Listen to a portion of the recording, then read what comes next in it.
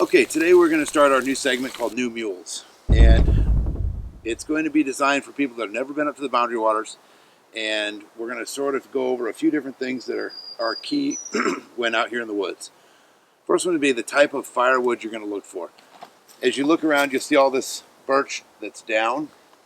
None of that is good firewood, generally speaking. It rots out from the inside and things like that. However, the bark from the birch is very valuable out here, because this here is an amazing fire starter. Pull some of this off and save that, because again, it'll burn real good. Also suggest you get a bag. We prefer these IKEA bags. They're $1, maybe even $1.50 or something, but you can get them at IKEA or on Amazon. But you can just throw all of your bark and all of your wood in here when you're traveling. The other things we use are the big boy, which is a silky saw. It's about the perfect size. For us, they make them a lot larger and they make them smaller. But the nice thing is they're a pull saw. So when you're using them,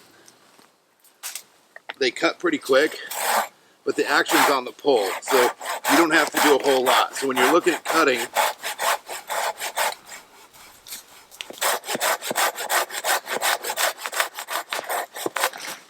you can get through that pretty quick.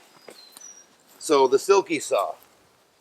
The other thing we recommend is a pair of loppers. These are Fiskars, 15-inch loppers. You can get them on Amazon. But when you go through, you can cut things off quickly. But more importantly, if you get into something where you have stuff about this size, a little bit larger, you can cut it down pretty quick. And you only want to have stuff that's about this long when you're feeding the fire. That way you can control it.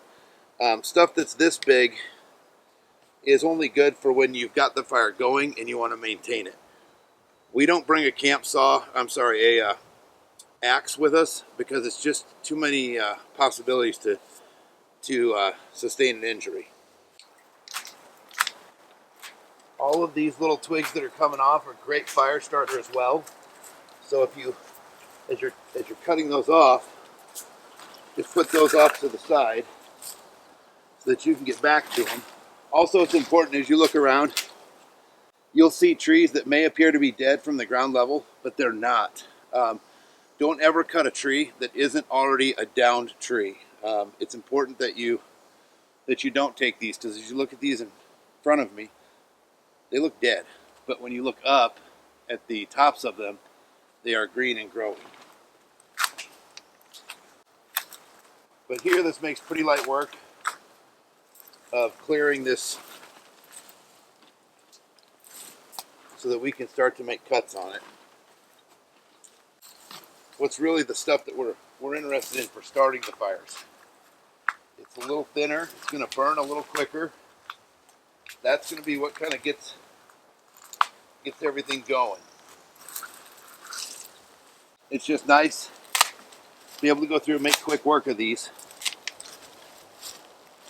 So if I wanted to just put something together just to make dinner, I'm going to try to probably cut up most of this this tree here. I want to have probably 15 to 20 of these, give or take, but always just cut extra.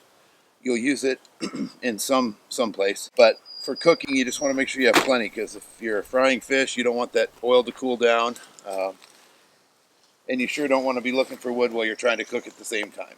You know, we're up here in the woods. As I look down, we're probably a couple of 100 yards from the water and our campsite. You want to go up into an area that's away from camp to look for your wood.